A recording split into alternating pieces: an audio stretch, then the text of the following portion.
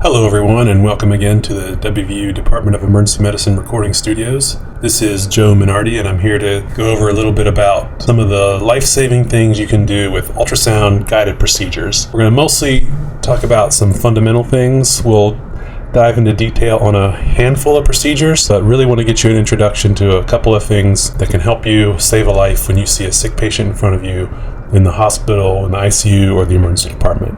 So first off, why does this matter? Why do we want to do it? Well, there's abundant evidence that with ultrasound guidance, we can make a lot of our procedures more safe, more successful, less complications.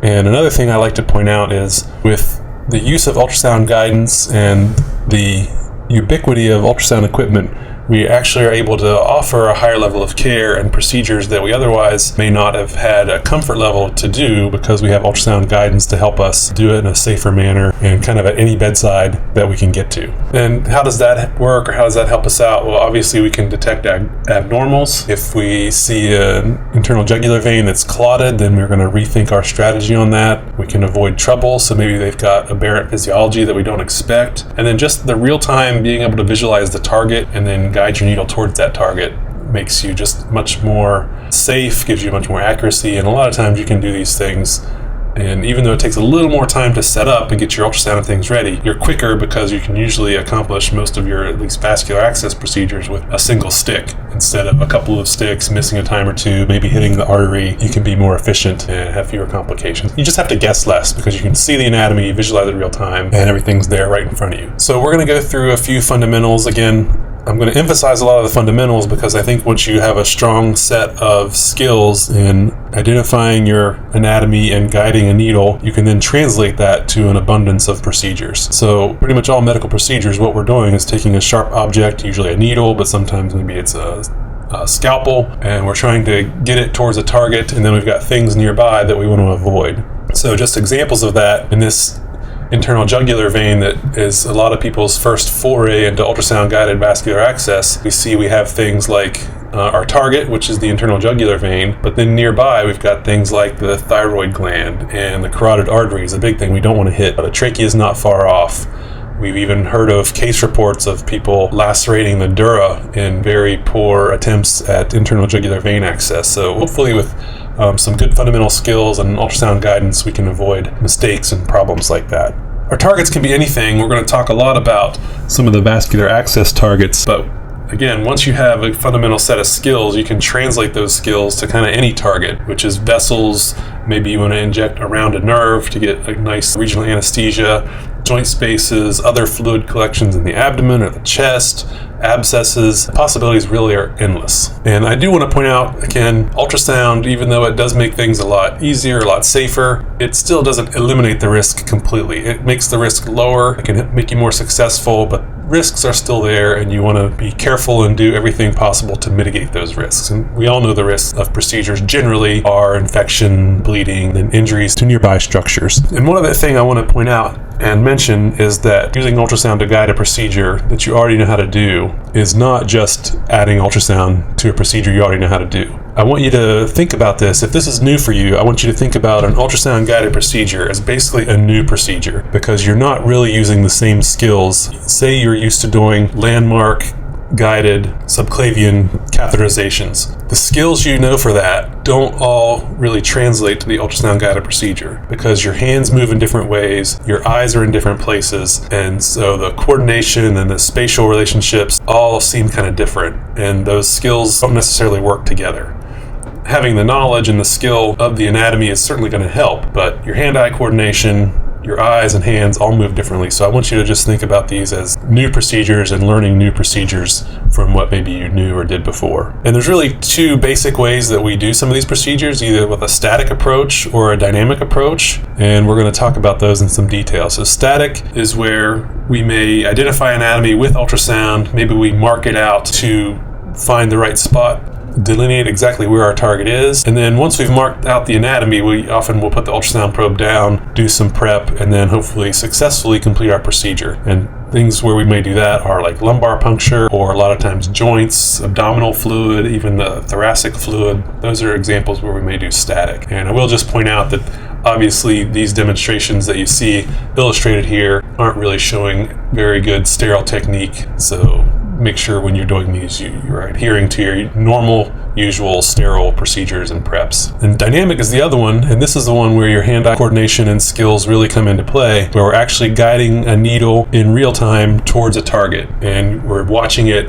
under ultrasound guidance. So this first example here, we can see we've got what looks like maybe the ulnar nerve, and it's in a short axis orientation, and we're bringing our needle with an in-plane technique towards that nerve to try to surround it with local anesthetic. In this example, we're dynamically guiding the needle with an in-plane technique towards a long axis view of this vessel and trying to cannulate it directly. Here we've identified an abscess, and we just thought simple aspiration was going to be adequate, so we guided our needle into that abscess with real-time guidance. The last example, another vascular access procedure where we've got a short axis view of our target, and we're using an out-of-plane needle technique to guide that needle towards our target.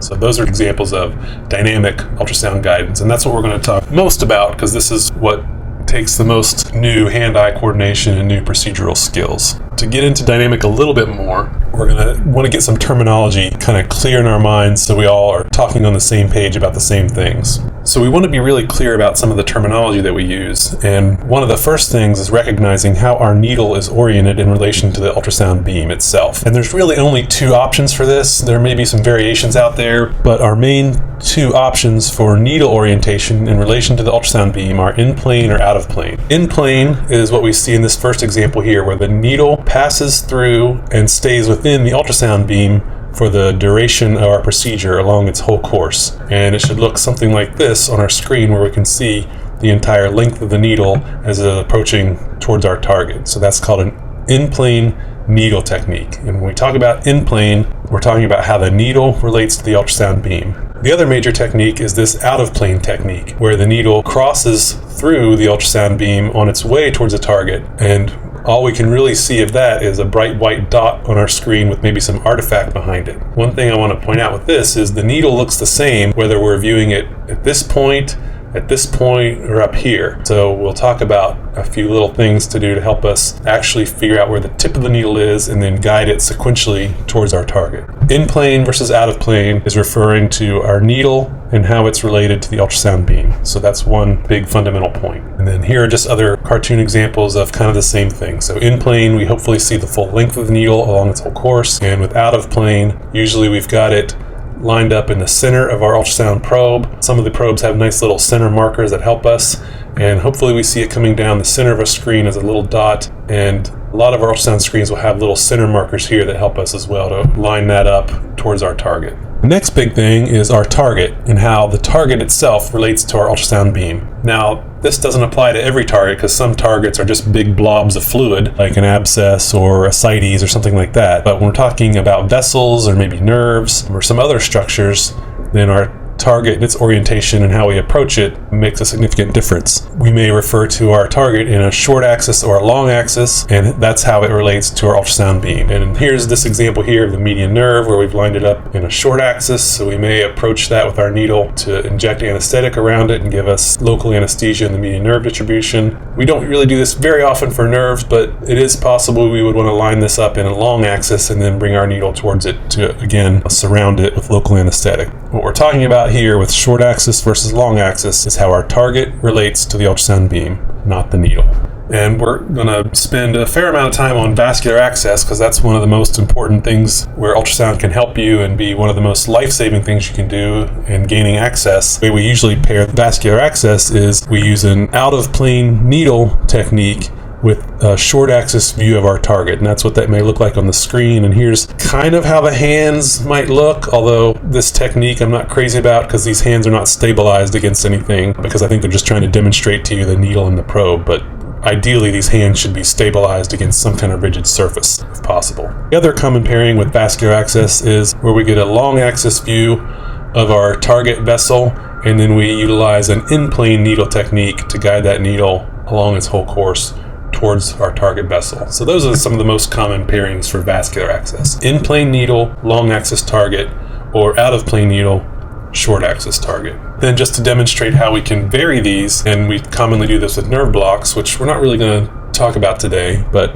we often will pair a short axis view of our nerve and then use an in-plane needle technique to guide the needle towards that nerve to surround it in local anesthetic. So that's short axis and long axis. There are just a few other things to help you make sure you're successful. As we know, all medical procedures are games of millimeters, so every little thing that we can do to help improve our success is going to make things easier and better for us. So just some basic ergonomic things. You want to make sure your ultrasound screen is lined up directly in front of you, and your patient or your target are also lined up directly in front of you. So you can easily be looking towards your target and then just barely shift your eyes to look at your ultrasound screen at the same time. You don't want some situation where you're looking over your shoulder and then doing a procedure on the other side of your body. That's going to hurt your success rate. Just like the speedometer on your dashboard is right in front of you in your line of sight, you want your ultrasound screen directly in front of you in your line of sight. And just like we use a tripod to stabilize us for detailed photography, we want to have everything nice and stabilized. I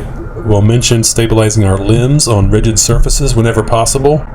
For some procedures, it's nice to pull up a chair where you can sit down and make yourself a little bit extra stable. These things might not seem to matter, but all of us, no matter how strong or how much endurance we have, the longer a procedure goes on, the more a little bit of a tremor we get, the more unsteady and the less fine motor control we have. So everything we can do to improve our motor control, stabilize us, is going to make us more successful. So take the extra 30 seconds to get all these steps right. And one of the last things I want to mention is you ideally want to try to set yourself up so that however you're driving the needle, it's going away from your body. You have better fine motor control by driving a needle away from you rather than going across from you. And you really never want to be driving the needle towards your body. Here's what that's going to look like. This is from a study published in the Journal of Ultrasound and Medicine that actually showed operators were more efficient, faster, and made fewer mistakes by driving the needle away from their body. Now, the transducer can be however you're holding it for the procedure, but the needle driving away from your body is the key point here. In this study,